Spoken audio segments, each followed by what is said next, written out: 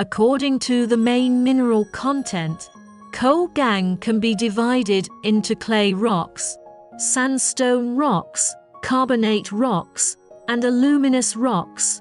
The production line equipment of coal gangue ball pressing machine is a complete set of equipment for making balls from raw materials.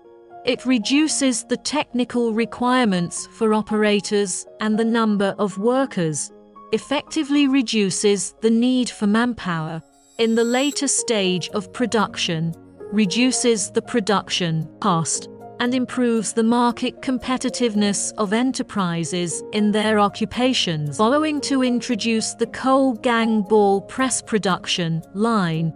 4 advantages: a high degree of initiative, reduce the intensity of work, the secondary production capacity is large, can meet the production needs of large mineral powder limited enterprises.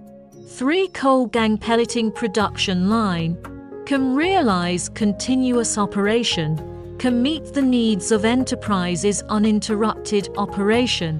4 coal gangue ball pressing production line function is reliable, stable, equipment maintenance is simple and convenient, so that customers worry, labor saving.